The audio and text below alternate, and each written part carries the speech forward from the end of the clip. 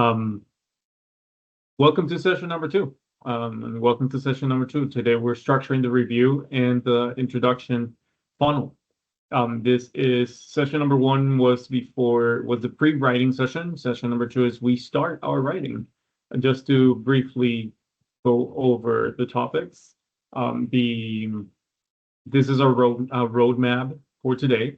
So we'll start with a quick check-in on our literature reviews. I went briefly over the bibliography that we've been collecting, and I've started a group in Mendeley. So we're gonna start using Mendeley to gather our literature, and we're gonna learn how to use that. I know last time we might have seen a little bit of Zotero. If you guys want to switch to Zotero, we could also do that. It's not a lot of difference. I feel a little more comfortable with Mendeley at the time, but I don't mind using Zotero if you prefer. So we'll start with those quick check-ins, then we'll explore the overall architecture of the narrative review. So we'll have about a 45-minute lecture, and specifically talking about adapting the standard of the IMROD structure. The IMROD structure is what we call the introduction, methods, results, and discussion structure. But for the literature reviews, we go more based on what we call the IMD logic, which is the introduction, methods, and discussion, which we'll see how we'll structure the discussion differently. We'll cover how to group the articles thematically, and then spend the bulk of our time mastering what is the introduction funnel, how to build our introduction funnel. And finally, we will go over the formatting logistics and the assignments for next week. So that's what we plan to do for today. So let's begin with a quick check-in. By now, each one of you should have worked on what we call the PICO question defined, and a curated list of approximately 10 to 15 high-quality articles safely stored in your reference managers. If you are still facing some citation hygiene issues, let's fix those as soon as we can today. I'd like one or two of you to briefly share your specific PICO questions and one key paper you found. So we'll share a little bit of that.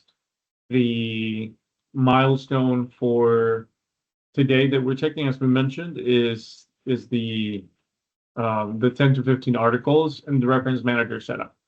So let's get started with this. Alrighty, so we have so this is our working file, right? I believe we are missing just one person who will be adding her information soon, later this week. Then, as a reminder, if you have had a chance when you get a chance, look at the elements of style. It's a short 50-page, less than 50-page writing or book on how to build our words and our writing a little more conceptually and contextually, especially if you're not a native English speaker. This is really, really helpful. Let me see. Is there anyone who's on the call now who would like for me to go into their file so we can look at their PICO question? And we can review it together. Any volunteers? Okay, and sorry, who was that? I was not looking at the other monitor. Faven. Faven, okay. Yep. Thank you, Faven. Awesome, session one. All right, so we have here. All right, so the 10 articles, Vancouver method, and this is the initial PICO question. So it says patients with acute myocardial infarction or early stage heart failure. Phase-specific immunomodulation, target inflammation after the reparative states, early indiscriminate immunosuppression, which is okay. And then the modified PICO question: adult patients with acute MI, STEMI and non-STEMI, followed for up to 6 months post-index, target immunomodulatory or anti-inflammatory therapy initiated post-MI, therapy initiated during Define post-MI windows, early inflammatory reparative, and early remodeling phase. Okay, can you tell us a little more about your PICO question? Okay. So I chose one of the PICO questions that, let me scroll, that we discussed last week. So I wanted to see if there is any literature out there talking about like at what stage or during which period immunomodulation therapy was recommended. So I tried to edit the PICO to fit that question I had in mind. So I included both ST elevation MI and non-ST elevation MI. And initially, I also wanted to go into chronic heart failure, but I found that that was too broad. So I just modified it to 6 months. And I wanted to see the anti-inflammatory therapy. And I found that different therapies can be applied depending on the period or the window and the phase that the patient is on. And I wanted to compare that to standard of care. And for the outcome, I wanted to see if there is any impact of the therapy on left ventricular remodeling. We were talking about ejection fraction last week as well. And I wanted to see cardiac fibrosis. And I also wanted to include some safety measures, like if there is a risk of serious infection, because we are giving them anti-inflammatory therapy. I also wanted to include that in the outcome. It can be a secondary outcome we're looking at. And I included those in my search terms. And I used specific search terms for each, like for P, for I, for C, and for O. Trying to see the type of articles, and I limited it for the past 5 years. And I think I found about 27 or so articles, and I narrowed it down to 10 articles. Nice. Very, very well done. So we can see here, search terms, perfect. This is very detailed. Remodeling. Awesome. This is very, very detailed work. Strong work, Hayden. Very, very strong work. Thank you for letting us share and for sharing it with the team. I think this is very, very solid PICO. Those questions. Yeah. Okay. Let me see. Adult patients with in mind. So adult patients. So when we say adult patients, we mean anyone above 18. So all ages above 18.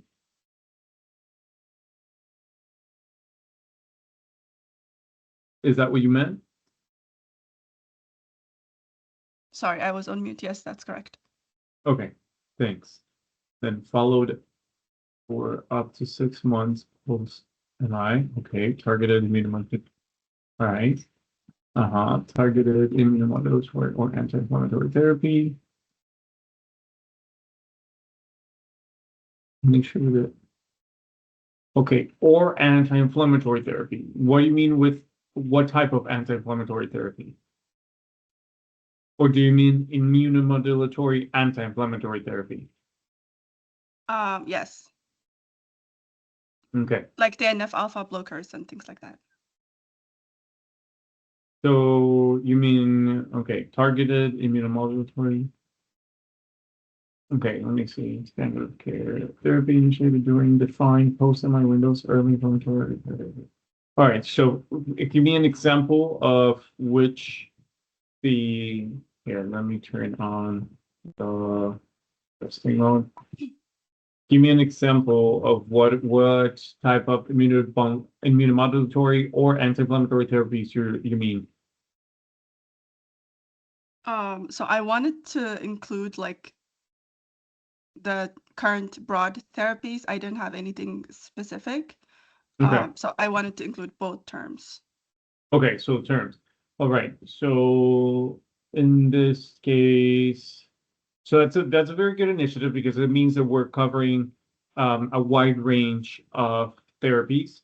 what we can do next here is name the different therapies that we wanted to study or write about, because immunomodulatory can be anti-inflammatory, but there are other anti-inflammatory therapies that are not necessarily immunomodulatory. Do you know what I'm, do you understand what I'm trying to say?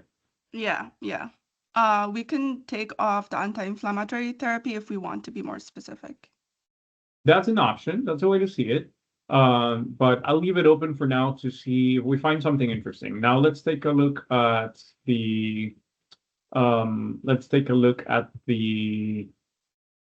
at the articles. Okay. All right, so we have, for example, here it says colchicine. So colchicine is anti-inflammatory therapy. So colchicine is it's very interesting. Let me see, effects on biomarkers of cardiac remodeling and atherosclerosis and ST elevation myocardial infarction. A randomized control trial. A randomized control trial. Interesting. Is this primary or secondary data? What does everyone think? Primary. Primary, that's correct. Yeah, that is correct. Let me see, British Pharmacological Society. All right. So owing to its underlying inflammatory nature, atherosclerotic cardiovascular disease remains the leading global cause of mortality, particularly post-ST elevation myocardial infarction. Investigate colchicine's effect on inflammatory cardiac remodeling methods. We conducted a randomized controlled trial study on 88 STEMI patients undergoing percutaneous coronary intervention. Eligible patients were randomly assigned one of two groups. The control group received the guideline-directed medical therapy. The guideline-directed medical therapy for STEMI, and the test group received the guideline-directed medical therapy and 0.5 milligrams of colchicine twice daily for 3 months. The solid role suppressor of tumorigenicity is ST2, interleukin-1 beta, lipid profile parameters, triglyceride, high density lipoprotein ratio levels, and left ventricular ejection fractions were evaluated for patients of baseline. Okay, so these were the outcomes. These were the measurable outcomes. Now, for results, it says no significant effects were reported for colchicine on ST and on SST2, interleukin-1 beta levels, or left ventricular ejection fraction. Colchicine did significantly lower TG levels, the triglyceride levels, versus controls, respectively, with a p-value of 0.2 and 0.02, sorry, as well as triglycerides and high density lipoprotein C ratio, respectively at 0.024. Now, SST2 levels of the study cohort were positively correlated with their triglycerides and high density lipoprotein cholesterol ratio levels, with a ratio with an R value of 0.459, with a p-value of this is highly significant, and the end of follow-up. Okay, so the conclusion is our study highlights a promising impact of colchicine on atherosclerosis and cardiac remodeling factors in STEMI patients. Colchicine significantly reduced triglycerides levels and triglycerides, cholesterol, high density lipoprotein cholesterol ratio, and was safe and well tolerated. Larger long-term studies powered says, okay, this is very interesting study. So basically saying that out of all of their outcomes, 2 of their measurable outcomes were significantly affected, whereas 3 of them were not. So how do we determine, and this is part of the literature appraisal, how do we determine which outcomes were significant or which outcomes were not significant in changes? What is the criteria that we use to determine that? Well, the p-value. Correct, the p-value. What about the p-value? Can you tell us a little bit about that? Well, usually 0.05 is used as a cutoff for a Correct. p-value. If it's less than it would be significant. Exactly. So since we have Perfect. You got it exactly right. So we found here the p-value of 0.02 and the p-value of 0.024. So they're both below 0.05, which is normally the cutoff value. Sometimes the cutoff value might be adjusted to 0.1 instead. Or sometimes it's adjusted to 0.02. It really depends on the design, but it will let you know. But normally, if it's not disclosed, I would use 0.05, exactly as you did, Fabian. In this case, so if we translate that into practical information, we can say that the P stands for probability. So if we see this p-value as 1, as like the value of 0 and 1, between 0 and 1, we can say that this hypothesis of the triglyceride levels lowered versus controls, where this hypothesis was true in approximately 98% of the times that it was tested based on the statistical analysis. So that is what this p-value says. So when it's 0.5, for example, when it says 0.05, we're talking about a 5% chance of error. So in this case, we're talking about a 2% chance of error, which is statistically acceptable. That's just some extra information just for us to understand a little more. Okay, this is a really good study. Now, that it will be very relevant if we are going to write about colchicine. Now, let's look at, coenzyme Q10. I like this. Coenzyme Q10 is a very interesting, coenzyme Q10. Coenzyme Q10 is a very interesting supplement because this is not an FDA-approved medication at the moment. It's a supplement. It says mitigates macrophage-mediated inflammation in heart following myocardial infarction via the NLRP3 IL-1 beta pathway.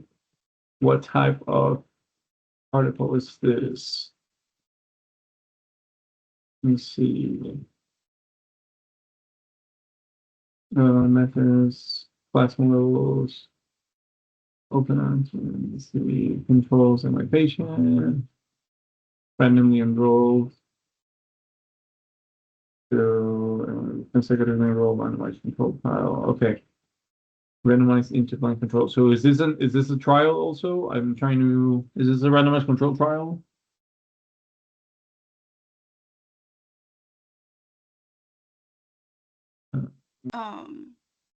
Or is it a review? I'm trying to see what type of.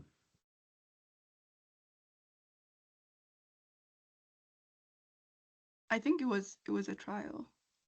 Yeah, it looks like a trial, right? Because I'm looking at the methods. It says. Yeah, it was a trial. So it's also primary data. This is interesting. Okay, now this is very good. Now we're talking about a different molecule here, right? So it's coenzyme Q10. Now let's look at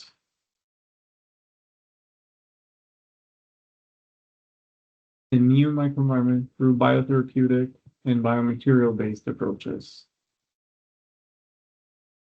So let's look at the methods.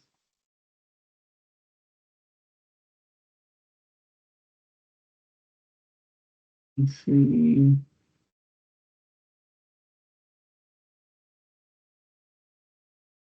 The early remodeling phase investment. And this is a review. So in this review, we outline the existing approaches with a particular focus on immunomodulatory effects of therapeutics like small molecule drugs, biomolecules, and cell-derived products. Cardioprotective strategies often focus on immunosuppression. We have shown promise in preclinical and clinical trials. However, immunogenerative therapies are emerging that often benefit from exacerbating early inflammation. Biomaterials can be used to enhance these therapies as a result of their intrinsic immunomodulatory properties, pathway mechanisms. We further discuss translatability and continued progress of technologies Okay, so this is talking about biomaterials, biomaterial-based approaches, biotherapeutics. So it is talking about immune microenvironment, but it's talking about different types of, it's not talking about a drug. It looks like biomaterial.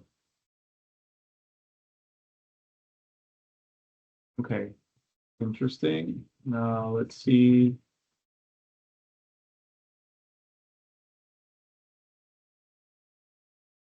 This is a review article, molecular sciences. Oops. From inflammatory drivers to therapeutic targets.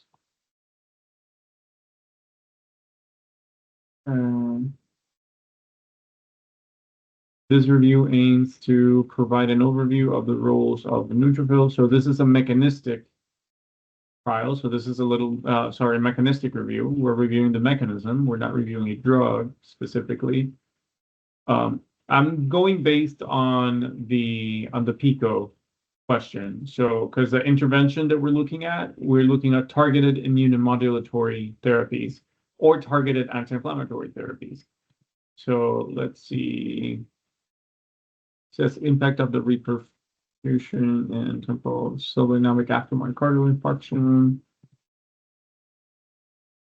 microphages and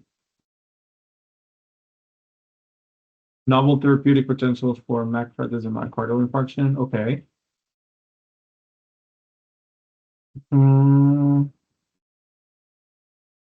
In the Preston review, we focus the role of macrophages in the development of progression of MI factors regulating macrophages activation and function of the therapeutic potential of macrophages and MI. So this is also a little bit more about mechanism.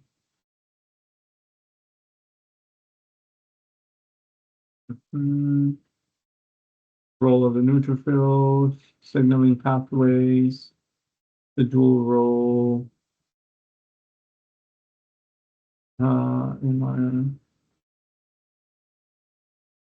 Okay, so I see. So these are very strong articles for the for what we know as like for understanding, like a lot of mechanism very well explained, which is very important for context. Now, about if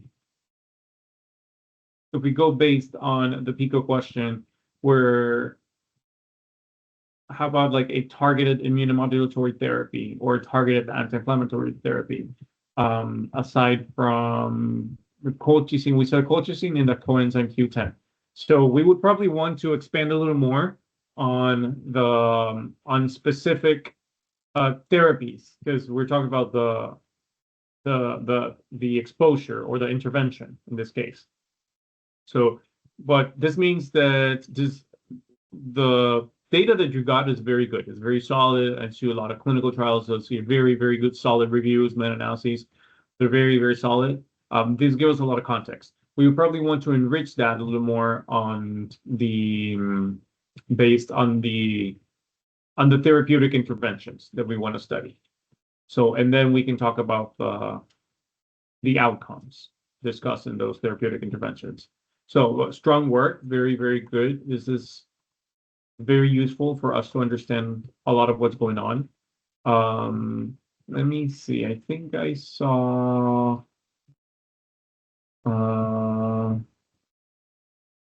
maybe quads.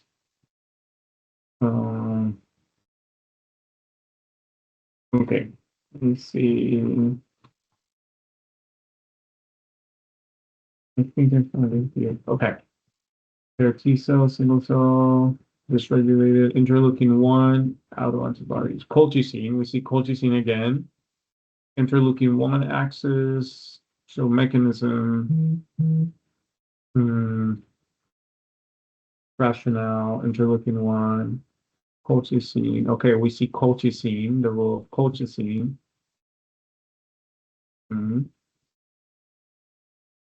Let's see. Let's see what we find here. Dysregulation of heart failure.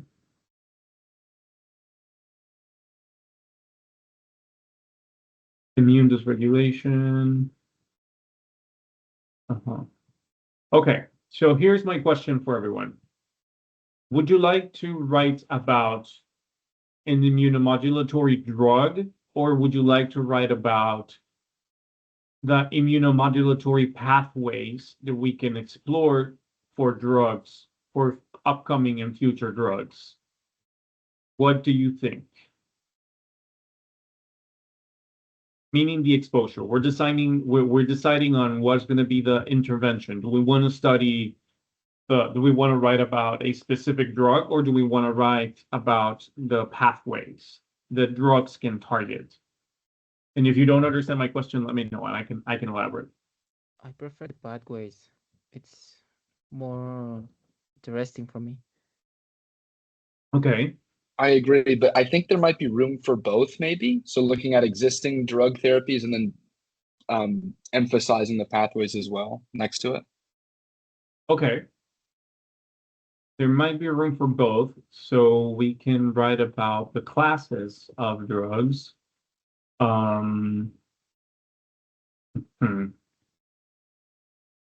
Let's see.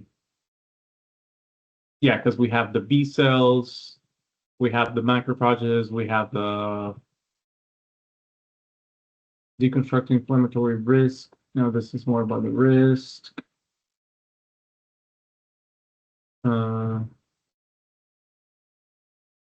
Let's see, T cells.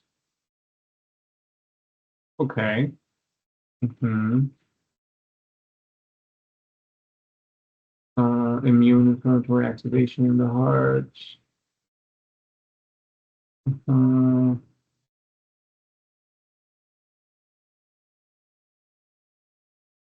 Immune mechanisms. Okay. Innate and adaptive immunity.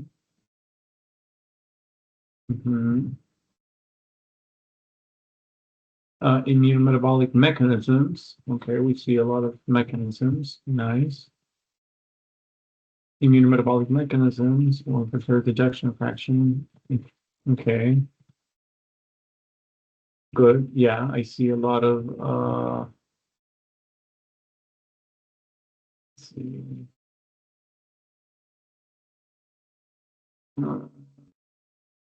Chemokine receptors. Okay, another pathway. Cytokines, inflammasome biology, good. TET2 mediated clonal hematopoiesis, cellular heart failure mechanisms. Okay, so what if there's room for, because I see a lot of there's a lot of data, there's a lot of literature about mechanisms and pathways. What do you think? What drug therapies can we include?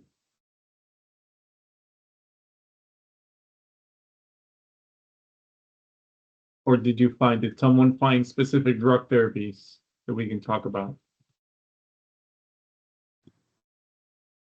Drugs against interleukin-1 beta cytokine like canakinumab.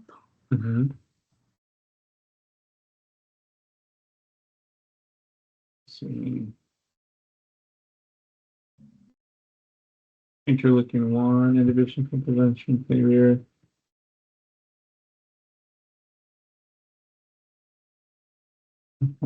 Heart failure, complex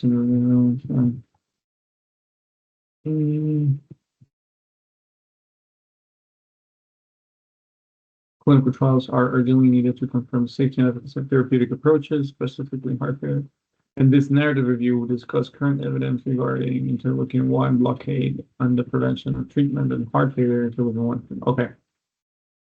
So this is prevention.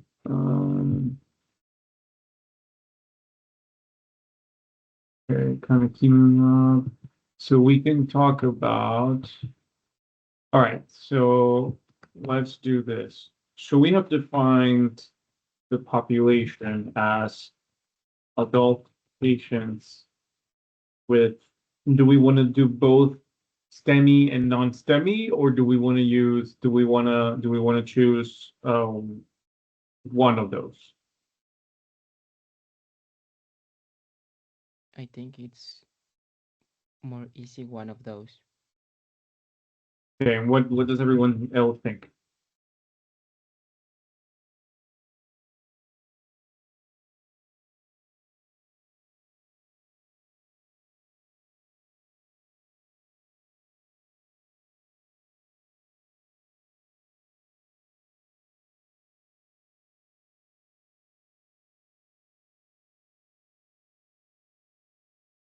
STEMI, non-STEMI?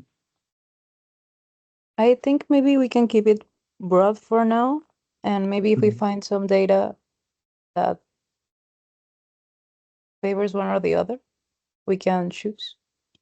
Okay, so adult patients with STEMI and non-STEMI.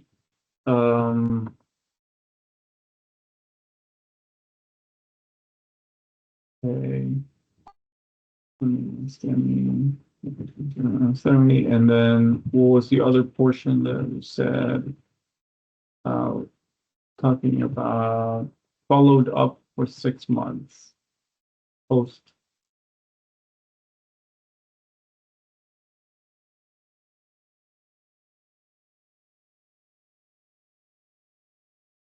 Okay. How does this population look for everyone?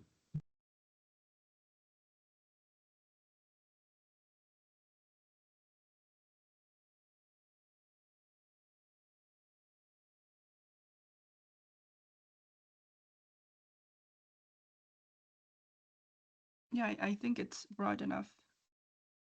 Okay. I think Mhm. if we extend the follow-up period, we might get to include more studies. Okay, that's a very good observation. What time do you think we should extend it? The 2 years maybe. Okay, 2 years?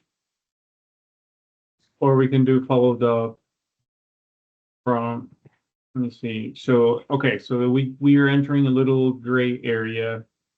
We can say up to 2 years. Mhm. Up to 2 years. Hmm.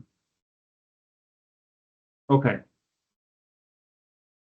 And then we would need to describe, yeah, because that would include from day one of up to 2 years. Yes. Followed up. Okay. 2 years. I think that's reasonable. Yeah. Now the interventions. What mechanisms that we find that we want to talk about, or what drugs? We said canakinumab. What else?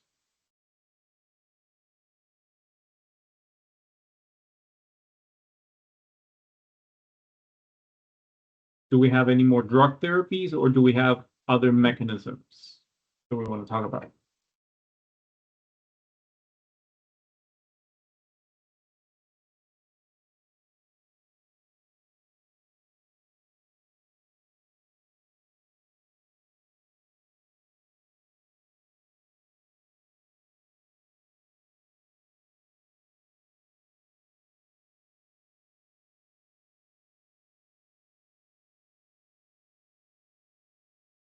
Let's see.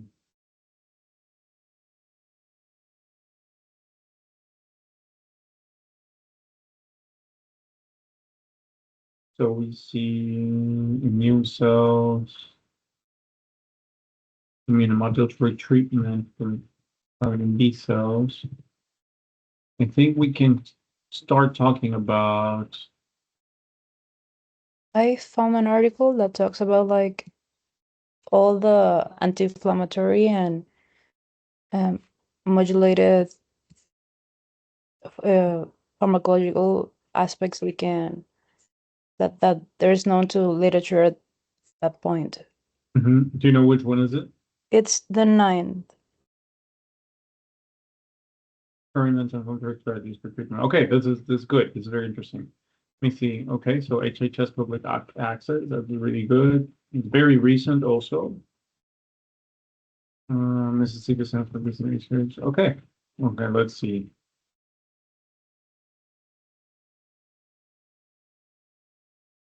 In this review, we discuss recent and ongoing therapies targeting inflammation in cardiovascular disease and heart failure, including broad spectrum. inflammatory drugs, which is gantenerumab and anakinra.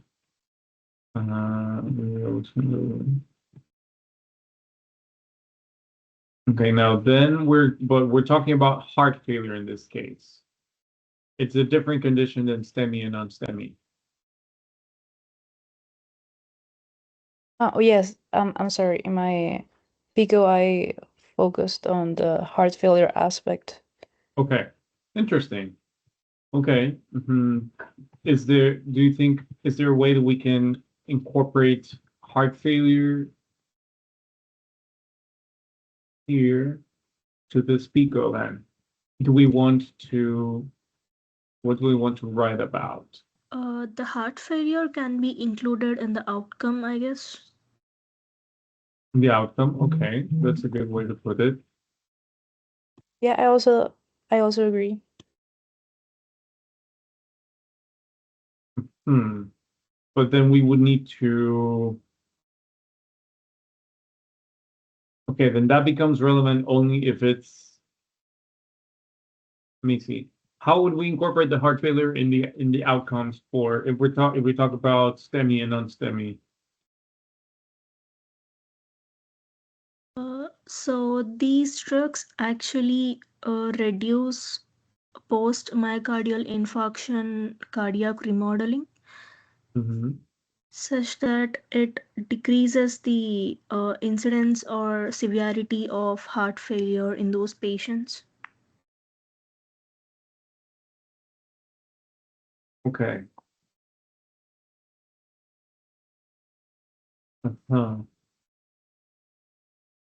We also discussed the growing body, which is important.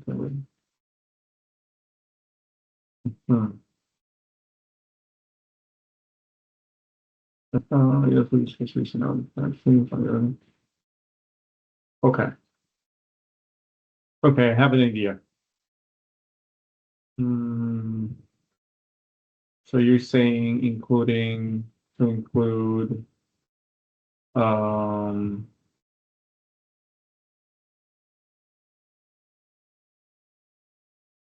these as part of the outcomes.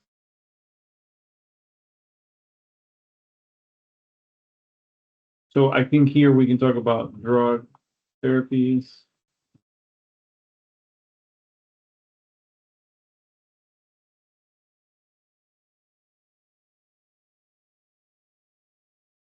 Such as these two. And then we can talk about mechanisms. Immune mechanisms. And then based on that, we can see including drugs. Okay, so we also discussed the growing body of literature supporting the off-target anti-inflammatory actions of mainline cardiovascular disease heart failure agents, including guideline-directed therapy, medical therapy, drugs that target neurohormonal axis and statins. Okay.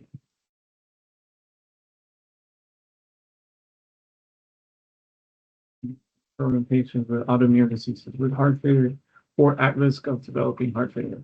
Okay, we also discussed recent evidence of vaccines and modulating immune. Okay, so then we're talking about other interventions. This is a really good review. It's very comprehensive. Let's see. So let me see here. So we have statins, vaccines. We also have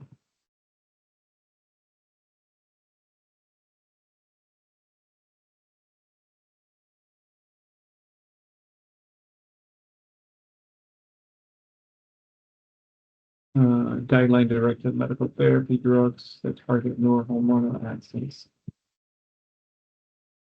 During Harvard, we concluded that despite the wealth of knowledge gained in the past decade, the therapeutic efficacy of anti-inflammatory therapy is driven by many biological and logistical factors that vary from patient to patient. Furthermore, more studies are needed to understand the adaptive autoimmune component of heart failure, particularly in women and patients with pre-existing autoimmune diseases.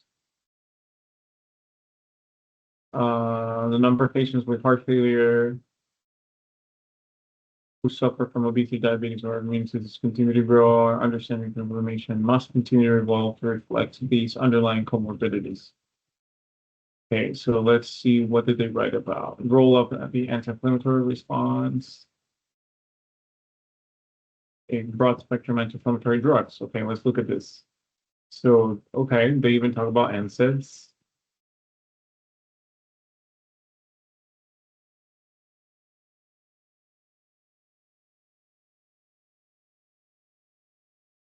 And then, sorry, let's see.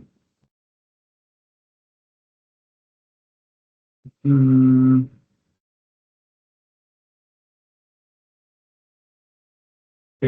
or glucocorticoids.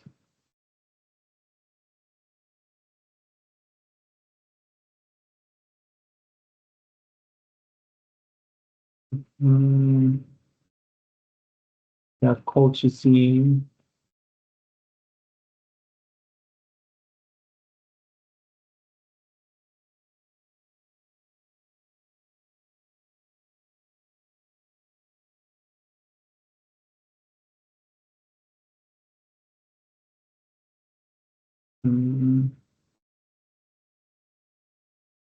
Let's see. Okay, so it's a wealth of information. Okay, they even have, okay, so colchicine.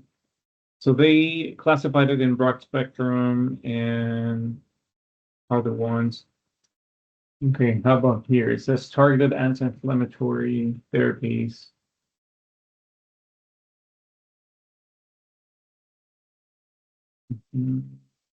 Canakinumab.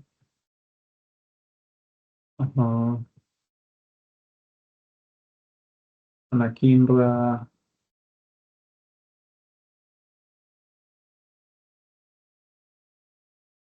This is a new one. I don't know this one.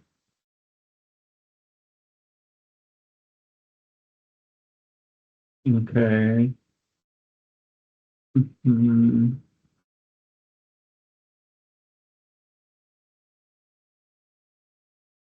And then they have supplements. Do we want to include supplements in the review? We can add them for now, then if we find more information. So omega-3s, fatty acids, CoQ10. I love CoQ10. I use CoQ10 with every patient that has that I prescribe statins for. Guideline-directed therapies. Okay, and then we have the guideline-directed therapies, like mineral corticoids. And we have, what mineral corticoids are they including? Spironolactone, and a mineral corticoid receptor agonists.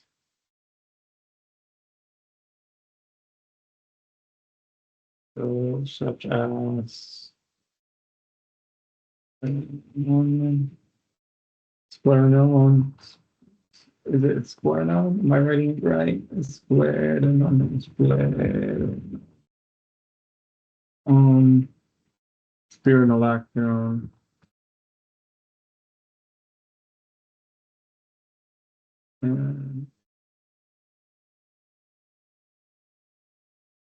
Okay, a lot of these drugs I'm not very familiar with.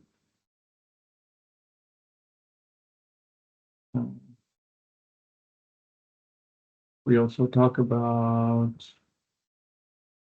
let me see, autonomic nervous system modulators.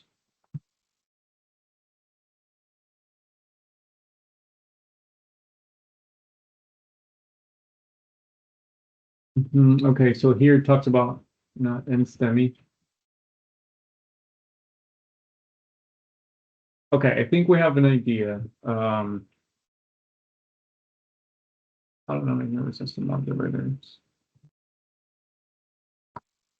Look here. Nervous system modulator. And then we also have SGLT2 inhibitors. Interesting. Inhibitors. We included the statins, the GLP-1s.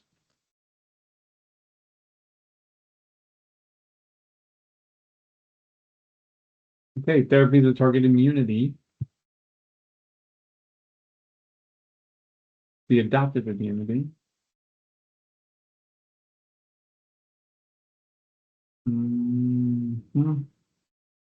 Immunosuppressive drugs.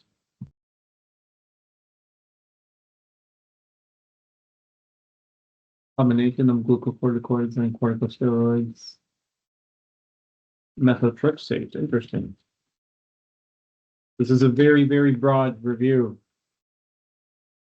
We can do something very similar to this and talk about the mechanisms. Oh, tocilizumab, I remember this one. It became very famous during COVID.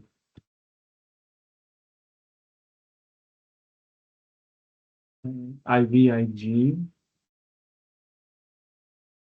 IV immunoglobulin.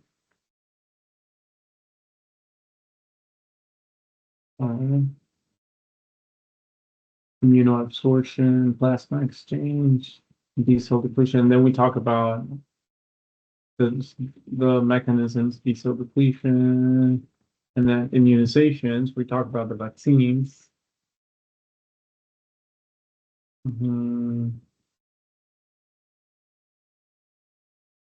Okay, mechanisms, sex differences. Okay, that's part of the discussion. All right, nice. This is a very, very good review, guys. This is a very comprehensive one. Very comprehensive review. Okay, so we have an idea of what our exposure is going to be about. Our exposure is going to give us, primarily the exposure gives us what we call the subheadings of what the discussion is going to be, and we're going to look at the architecture of the flow briefly. And then comparator would be the standard of care. And then outcomes. What outcomes do we want to measure? What outcomes do you think related on these, we can talk about related to what we have reviewed? I think you had a very good set of outcomes here, Steven. You see, so left ventricular remodeling, heart failure.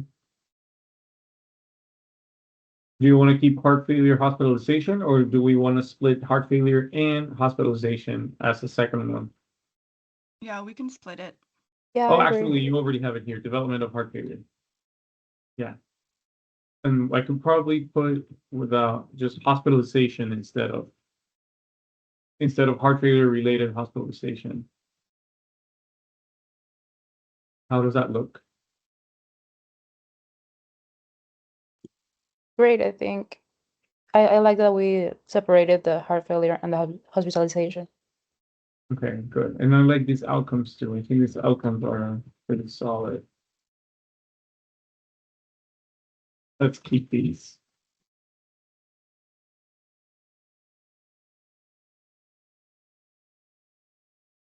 I think one paper also talked about HDL, LDL levels.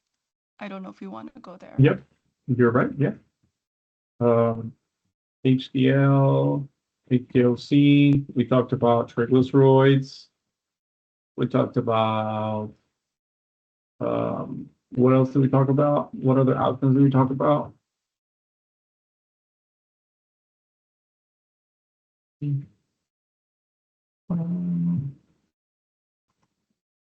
I think it was here.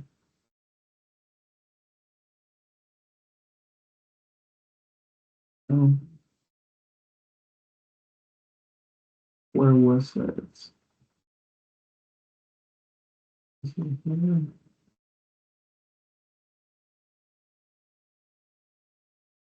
I'm not sure, but yeah. So these are some of the outcomes that we saw.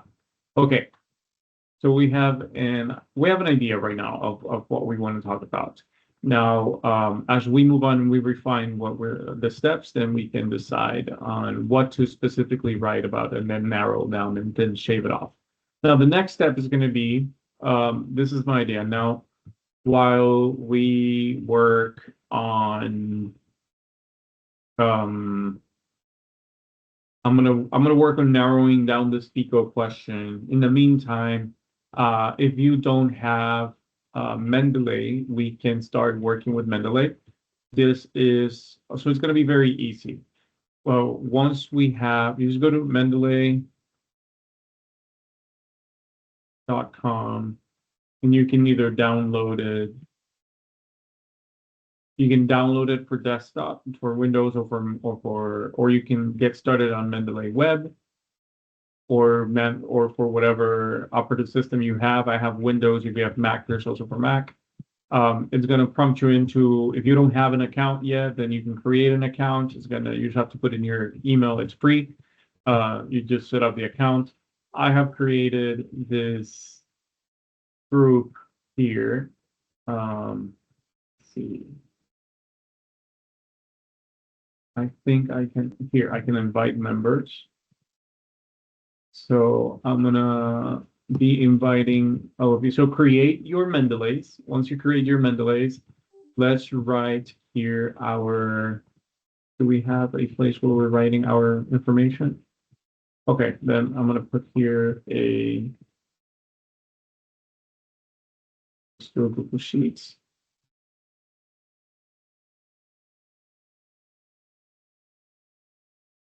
Let's do the directory. I'm gonna write down here name, emails. So for example, here, and then your email. The email that is associated to your Mendeley.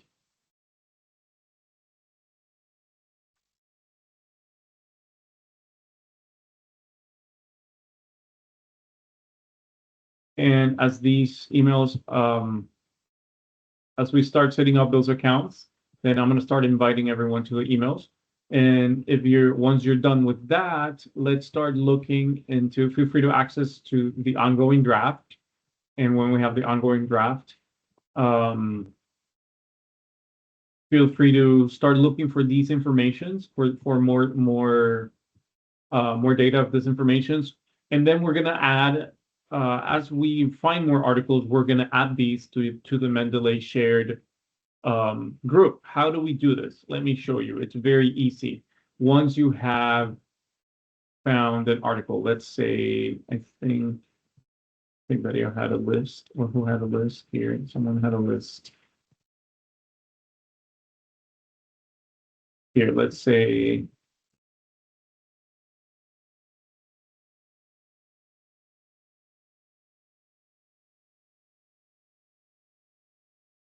someone had here, for example, let's say we have these.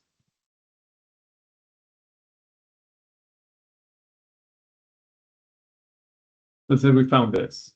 So once you add the plugin, this is the Mendeley plugin right here on the right upper corner.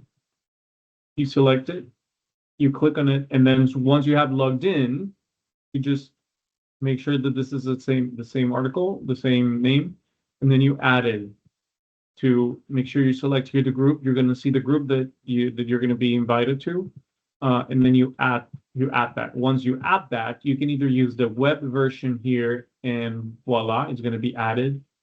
You see, it was added right here. Or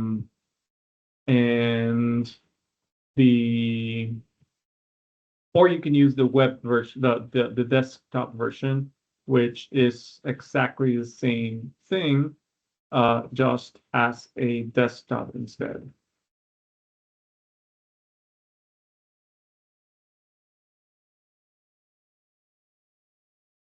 Any questions about how to do the Mendeley part?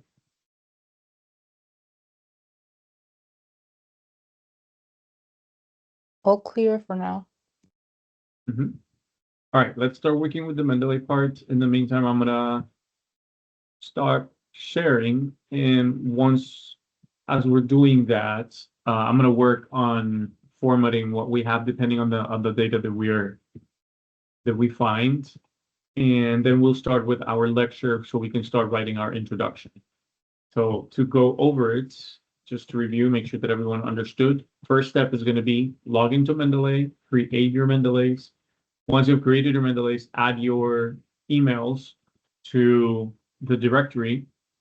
So I can add you to the group and I can invite you to the group, the Mendeley group, and then start looking for information based on our new PICO question. And once we have more literature, then you start adding it to the, we can start adding it to our group, and then we'll take it from there, and then we'll have our lecture.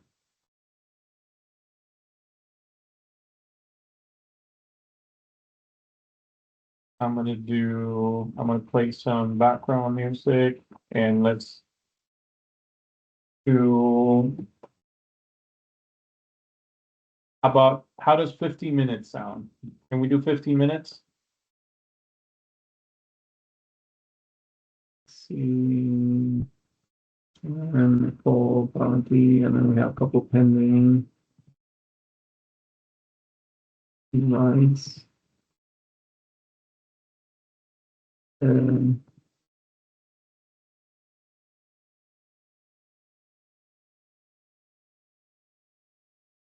see.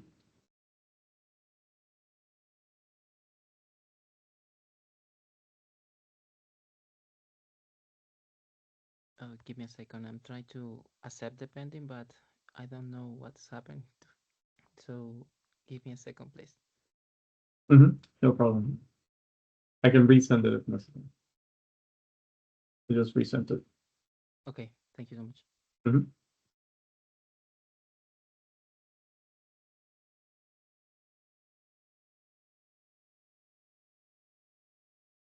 I think we have the majority of us now, for now. We're also having trouble joining the group as well. You're having trouble? Joining the group, like I keep accepting the invite, but it doesn't show me anything. Okay, let me resend it just in case.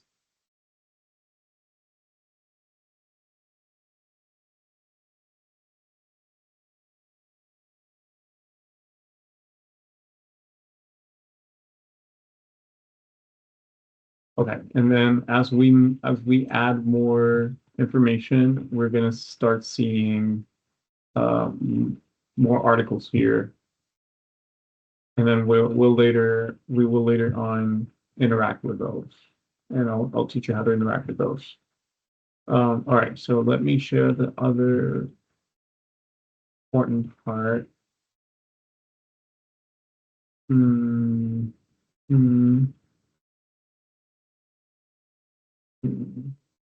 Oh, here, ongoing draft.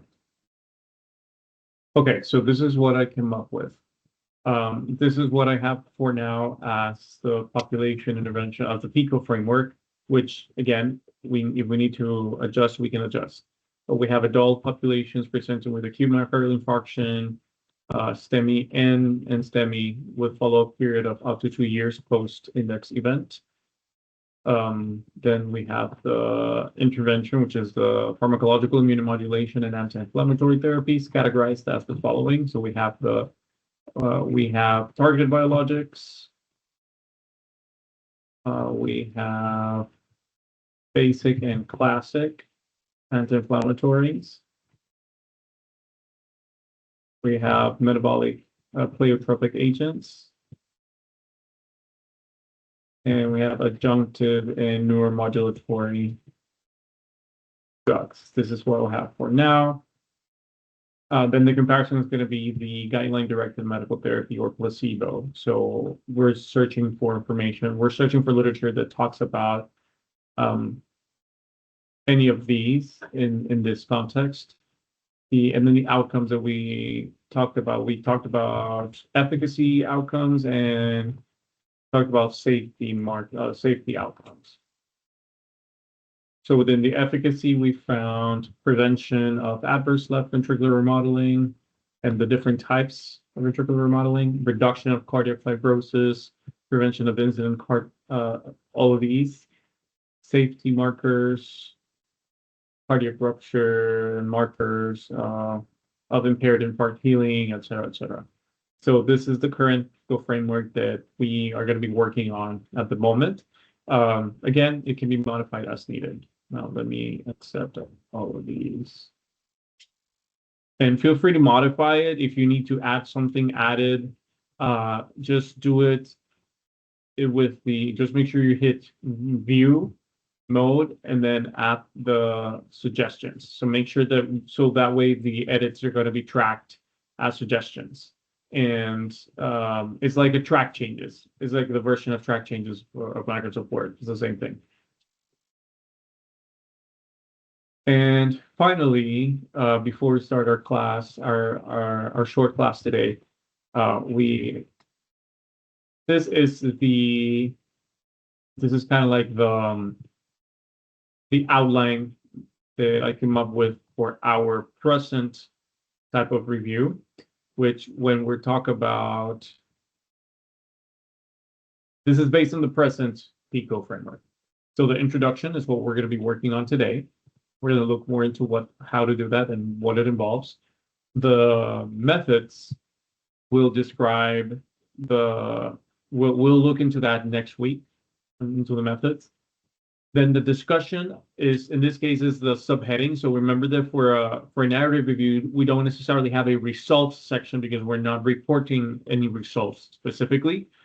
So what we do is we classify them in subheadings. So this section is the objective is that we kind of want to organize 15 plus drugs into a readable thematic narrative based on, this is like the narration of our story. This is where story begins. This is the bulk of our story.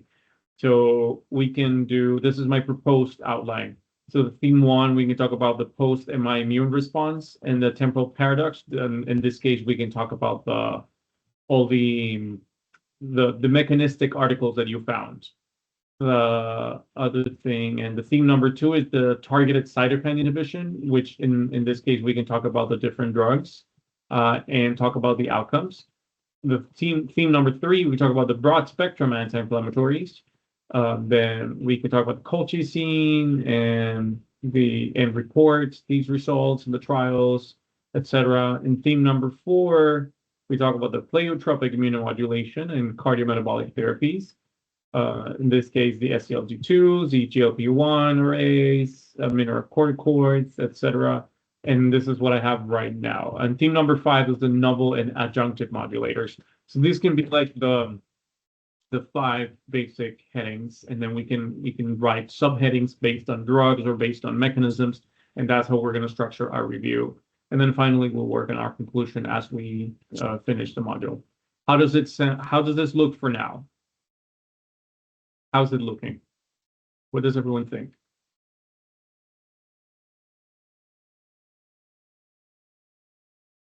I think it looks great. Thank you, Dr. Carlos. Thank you. Thanks for your feedback.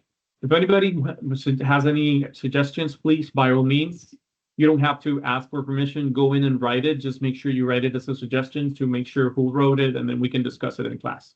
So by all means, this is your work. I'm just here to facilitate the process, but I want this to reflect your ideas. Beautiful. So let's get to our lecture of the day. We are talking about I saw someone raising the hand. Do you have a question?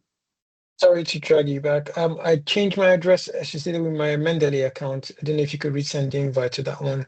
Maybe Yes, that of will course. work. Gladly. No problem. On I'm social resending media, it now. Thanks for letting me know. I didn't receive the invitation, but I don't know why. Maybe if you can send me again. Same please. here. I don't think you found my email address either.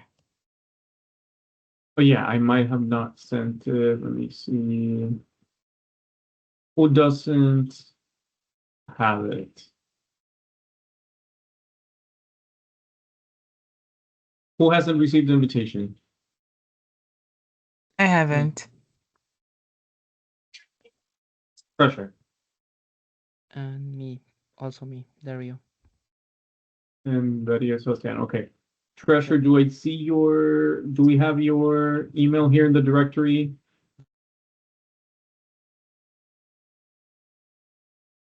If not, if you can just put it in the chat and I can just add it. Okay, sure. Thank you. Yeah, gladly.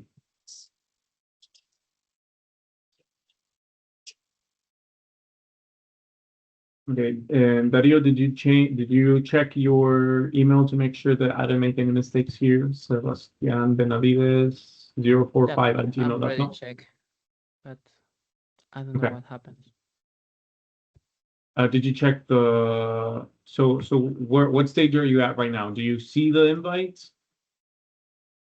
I didn't see anything, not invites, nothing, not groups. Okay, can you do me a favor and can you check the junk mail? Do you know how to check the junk mail? Yep. Give me a second, please. Yeah, and let me know if you see it in the junk mail. Sometimes it'll send it to junk mail for some reason.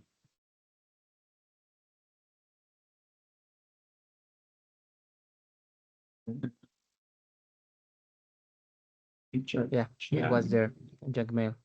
Okay, perfect. Awesome. Then let me know if you find it and then how we can if you're able to accept it. Mine is worked now, so thanks. Awesome. Thanks for confirming that. Thank you guys. I appreciate your collaboration here. And then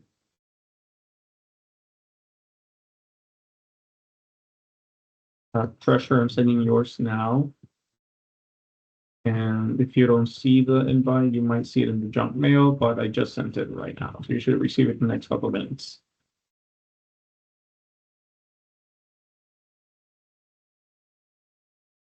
Sweet.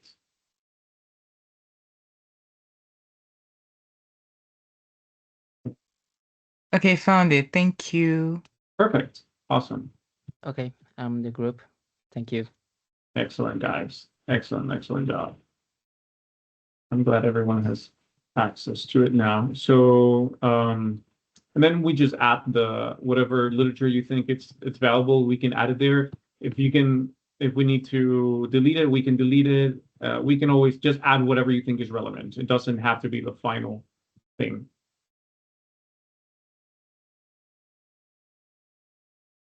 All right.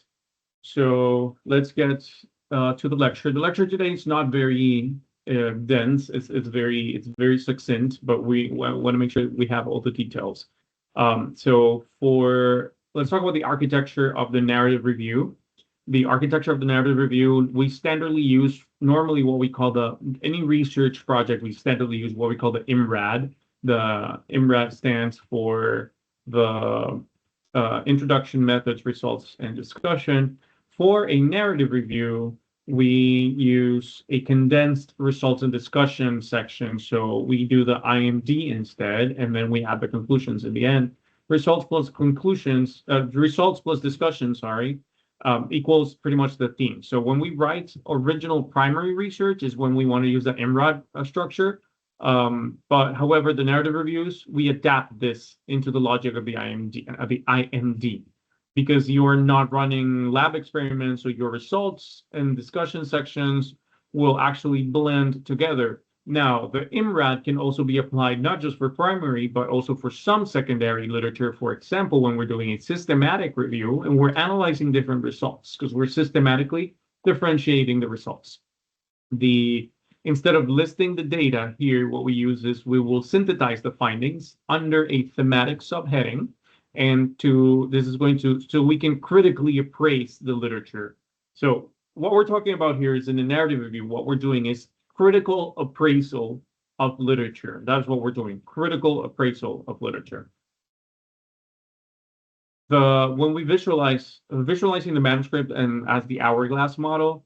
So remember the hourglass model that we discussed last week, right? This is how you will visualize the structure of our manuscript.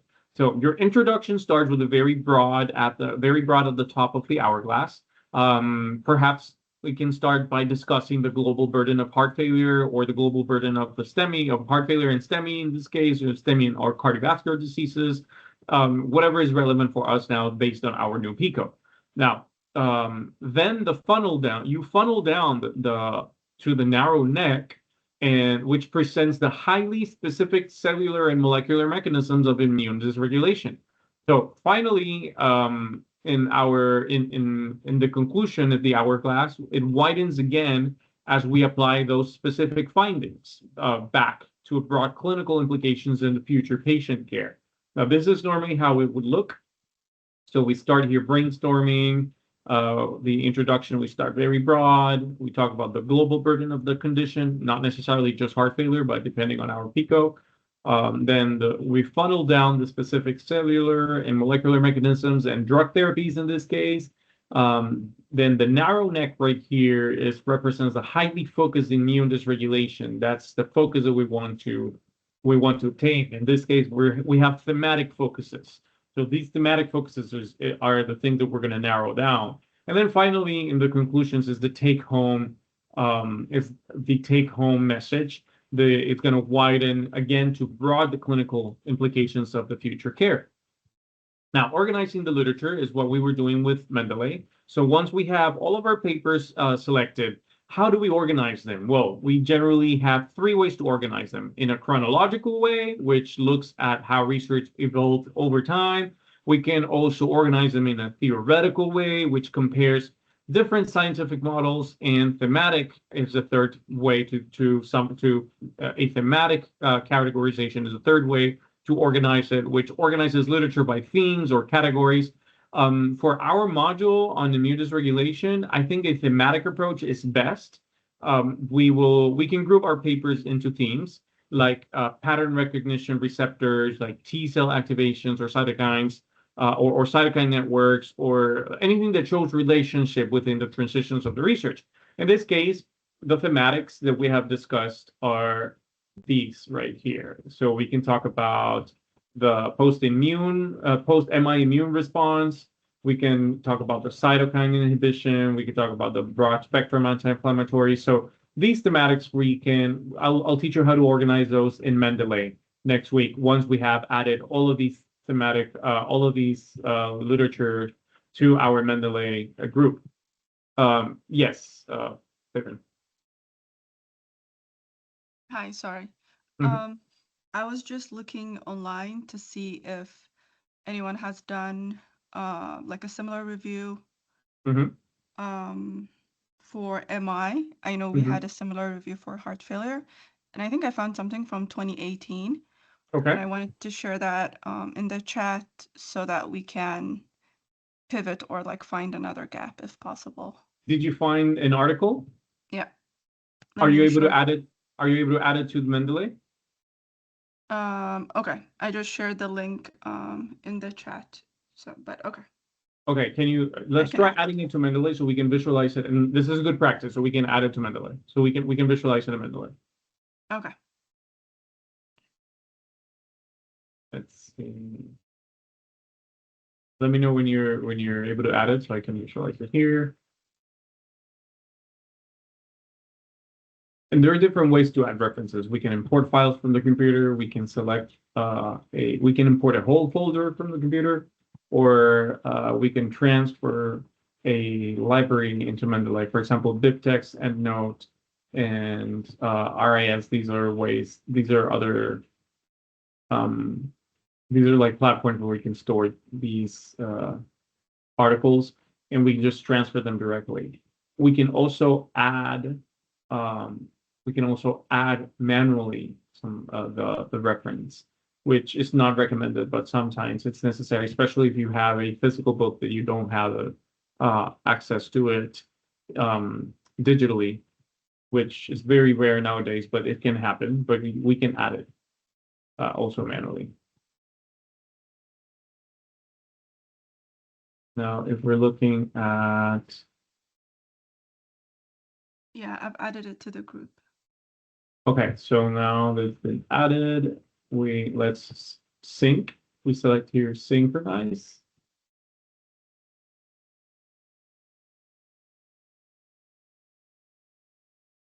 And it's not added yet.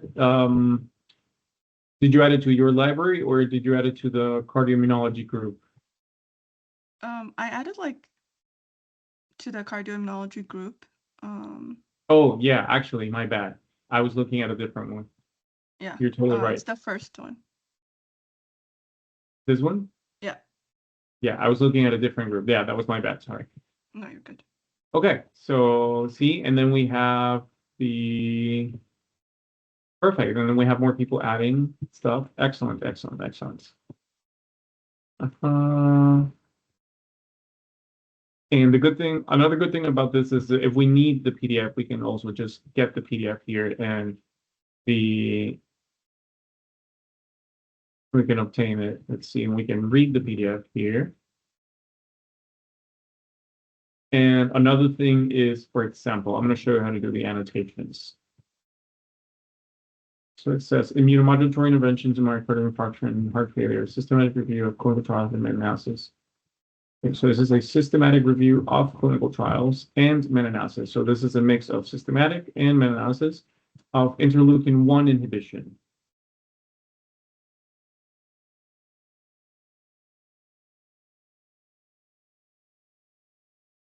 We can highlight, underline, or copy. We can also add annotations. Let's see. Information. Okay. Following myocardial infarction, the immune system helps to repair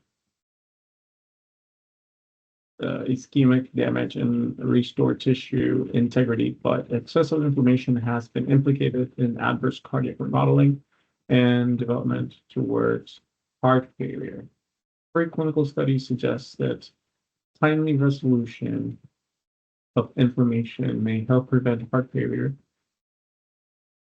development and progression. Okay, so therapeutic attempts to prevent excessive post-MI inflammation in patients have included pharmacological interventions ranging from broad immunosuppression to immunomodulatory approaches targeting specific cell types or factors with the aim to maintain beneficial aspects of early post-MI immune response. These include the blockade of early initiators of inflammation, including ROS and complement, and inhibition of mast cell degranulation and leukocyte infiltration, blocking inflammation cytokines. Okay, what do you think is the, let me see, herein provide systematic review of post-MI. Okay, systematic review of post-MI immunomodulation trials and meta-analysis of studies targeting inflammatory cytokine interleukin-1. Despite enormous efforts into a significant number of clinical trials on a variety of targets, a striking heterogeneity in study population, timing, type of treatment, and highly variable endpoints limit the possibility for meaningful meta-analyses. So this is a limitation for the meta-analyses. So to conclude, we highlight critical considerations for future studies, including therapeutic window opportunity. Okay, so these are key things that we need to talk about. Therapeutic window of opportunity, immunological effects of routine MI medication, and stratification of highly diverse post-MI population. Interesting. So it diversifies the population, it categorizes the population, and the potential benefits of combining immunomodulatory with regenerative therapies. And last, potential of effects of immunotherapies. Okay, so interesting. What did you find interesting about this article that you think is relevant for us? Well, if we scroll down, they Mhm. go into detail. It says systemic review of each class of therapy, and I thought it was too similar to what we were trying to do. Nice. But we can potentially say that it's an update because it's 2026 and this one's from 2018. But I thought it was very detailed. So I Perfect. don't want us think to it's very relevant. duplicate the same thing. Yeah. Perfect. I think that's a very, very valuable observation. Yeah, we have a lot of information here that's going to be very useful. Perfect. Okay, this is good. This is valuable information.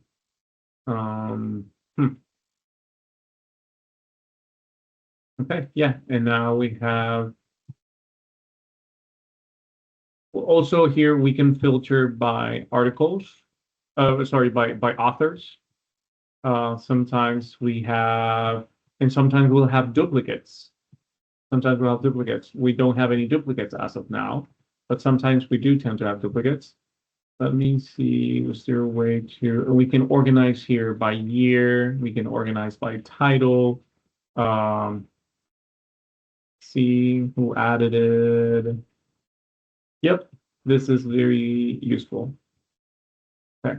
Has anyone here used this, used Mendeley before, a shared Mendeley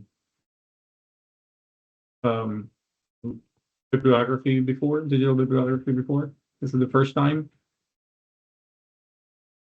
Well, I've used Mendeley before, but not the shared, the group feature.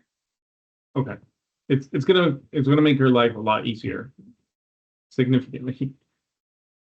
Okay. Thanks for sharing that. Let me go back to the lecture. If there are no further questions. All right, so organizing the literature, that's exactly what we just said. And then we'll look into how to organize that more into themes later.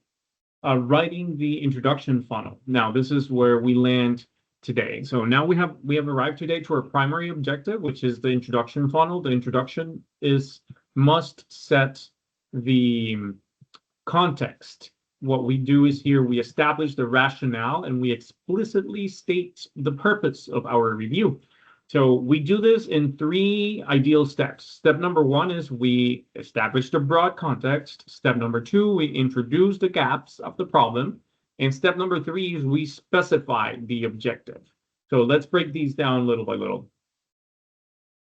So in step number 1, well, this is a broad spectrum of how we do it. So step 1, we set the stage, establish what is known. This is the funnel for the introduction. In step 2, we introduce a gap in which we highlight what is the unknown and what is the issue to be addressed. And step number 3 is we specify the objective. So here we talk about the purpose, the hypothesis, and the focus. So this is how we effectively structure the introduction and ensure the guidance, the quality of the guidance.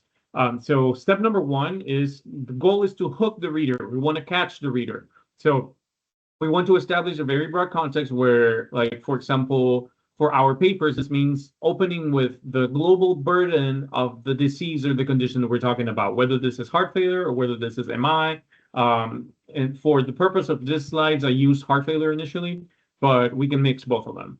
Then you want to introduce the overarching of the overarching concept of what is the disease and the condition, and that is no longer just viewed as a hemodynamic disorder, but fundamentally as an inflammatory and immune-mediated condition. So this sets the stage for your reader. This means that what we want to do is we want to transmit the message to the reader. And maybe Griffin, you might be able to comment a little bit on that if this is your area, then how we have transitioned from viewing heart failure and myocardial infarction and complications of myocardial infarction as a merely cardiovascular disease, as to more like an interrelated and intricate interrelated inflammatory disease. Do you have any comments on that, or do you have any experience, or have you seen anything on that on your training? Not specifically, no. I'd rather not comment on that. Okay, that's fair. That's fair. So if you find any of the mechanisms that we talk about that are relevant to something that you looked at, please feel free to share, because I'm interested to learn what's because your perspective is more like a molecular, right? Your training is more it's very molecular based. Yes, Okay. sir. But mostly focusing on inflammation in neurological systems, not cardiovascular. Nervous system. Okay, awesome. Okay, that makes sense. I didn't mean to put you on the spot, but if you find something relevant, feel free to share, because I'm not trained in molecular sciences, so that's why I want to learn more from that. So that's a step 1. Moving on to step 2 is in step 2, the funnel. We have like the funnel. We funnel down the specific problem. So also we known as what we know the rationale. Here we specify the rationale of our paper. Why are we writing about this? Why are we writing this review? Why is this review important? So we must highlight a gap in the literature or a clinical controversy. For example, you might point out that despite strong preclinical evidence showing the role of inflammation, the current therapies often fail to address persistent immune activation, like the cytokine storm, for example, in the clinical trials. So this gap proves to the reader that our review is necessary. So we wanna after we have hooked the reader in step number 1, in step number 2, we want to explain why we want them to stay hooked into this and why is this relevant and important.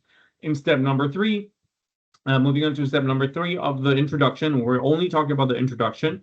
Here the final step is the narrowest part of the funnel. It's right here, right down here. We specify the objective with specific objective. So this is the linchpin of our review. This part is the linchpin. This is the most important part of our review. So it animates the whole paper. It gives the reason to whole paper for existing. So we must explicitly state what our review sets out to do. What is the purpose? In our case, our objective is to synthesize the cellular and molecular mechanisms and the therapeutic, the drug therapies and how do they affect the innate and the adaptive immune dysregulation in both heart failure and MI or both related, and to identify what are the future therapeutic targets. For example, the future mechanisms or the mechanisms that are studied the most. And we make this very crystal clear. Any questions up to here?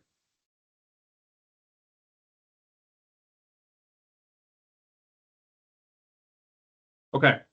No, Uh, everything is pra- clear. No, sorry. Did someone say no questions or I have a question? No, no questions. No questions. Okay, thank you. All right, practical skills and reference formatting. Well, we already talked about that. That's what we saw with the Mendeley formation.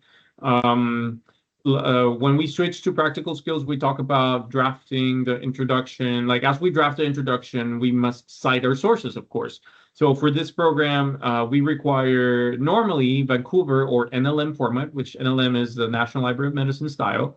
Normally we'll have the NLM formats will allow us to, we'll learn how to do this on the go, how to include these references, these bracketed references for Vancouver style. So if we have set up our reference manager correctly, changing to this style will take one click. So we can change styles by one click. We can do the different formats or styles of citations.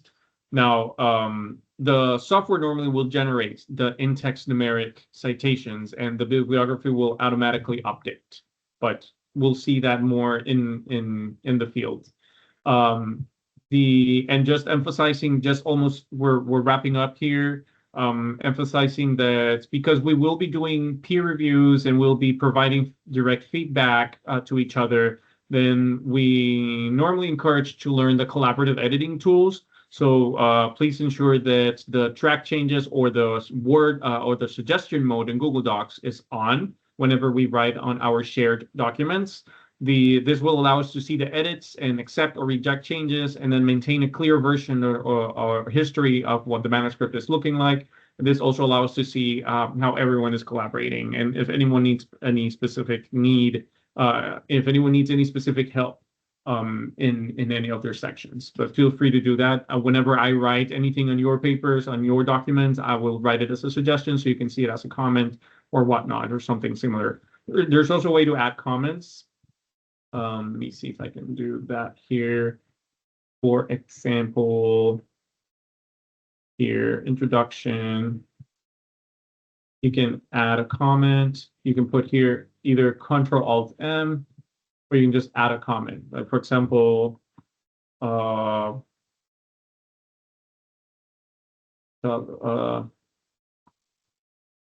edit title. And then you'll see my comment here. And then when this comment is resolved, then you can click here and it'll go away and disappear. This is another way to comment.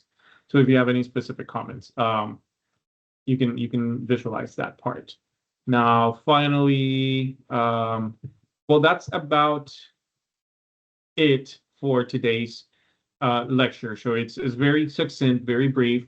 Our next step is going to be to draft the introduction, include the literature that we find, and include the Vancouver style. If you don't know how to incorporate the Vancouver style yet, that's completely okay. We'll look into it together next week. But the assignment is to pretty much follow the introduction outline that we've written here. So a broad context of the global burden of the post-MI heart failure and the central role of the immune system in inflammation and driving adverse cardiac remodeling. I think this is going to be the key point of our review. So we're talking about the condition that we're talking about the most is post-MI heart failure. That way we can incorporate both topics. I think this is very relevant. The gap, normally the problem is that while perfusion in standard therapies, while reperfusion and standard therapies save lives, patients are also left with residual inflammatory risk. So that standard therapies normally do not fully address. So furthermore, targeting inflammation carries a temporal paradox, what we call the temporal paradox. So it suppresses it too early. When we suppress it too early, and you risk cardiac rupture. But if we suppress it too late, and chronic fibrosis sets in. So that is the gap. We want to find out what is the gap between what is the time frame that we want the ideal time frame and the ideal therapeutics, the interventions that we can design to decrease the complications of both too early intervention and too late intervention. And then the objective is to synthesize the cellular model, the cellular molecular mechanisms of innate and adaptive immune dysregulation post-MI, and evaluate the efficacy and safety of current and emerging pharmacological immunomodulators in preventing primarily left ventricle remodeling and heart failure. So these are the objectives we want to write our introduction around this.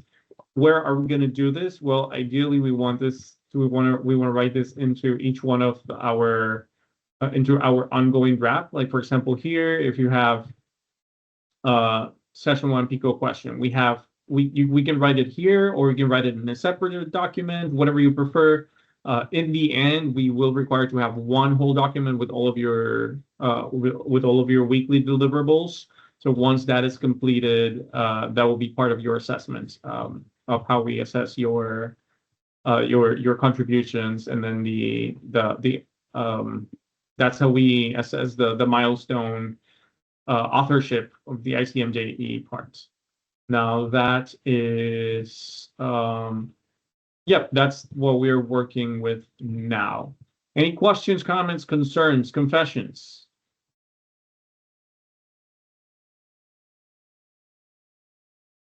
Does everyone understand what our next steps are? If not, I'm happy to repeat. Hi, just to be clear, we all have to write an introduction based on what we had talked about in this session. Correct. Everybody has to write an introduction, and then we'll review a couple of those next week, and I'll review each one of those individually. And if you need me to give you some feedback specifically, I can give you some feedback. But yeah, everybody needs to write an introduction, and then as we move forward, we will write a one introduction together in the end when we meet for the introduction session, for the writing session, which is week number 6.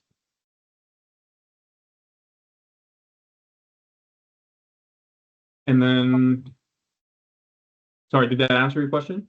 Yeah, all right, thank you. I was just gonna say thank you. Oh yeah.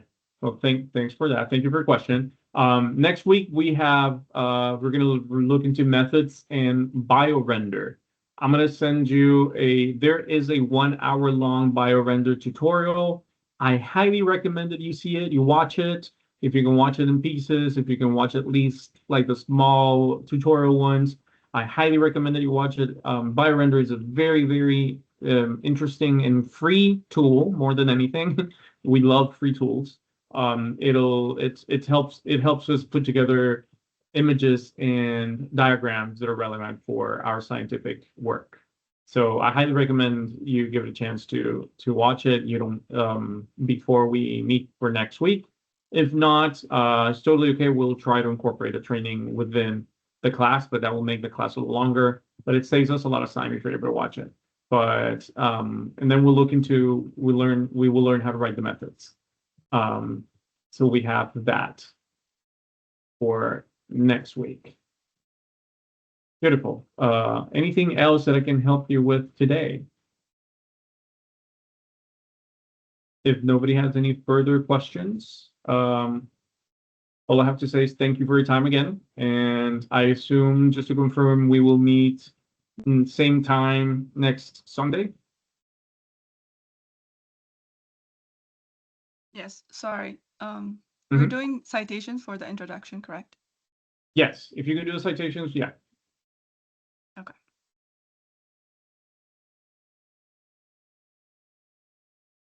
Alrighty then. Thank you again, everyone, for joining. Thank you for your interest in science. We appreciate all of your efforts, and I hope everyone has a very productive, grounded rest of your weekend and productive week. If you have any questions, feel free to ask in the group or feel free to message me separately on WhatsApp. I'm happy to help. Thank you, everyone. Have a nice week. Thank you. Appreciate Thank you you. so Have a much. good one. Bye. Thank you. Thank you so much. Bye. Bye-bye.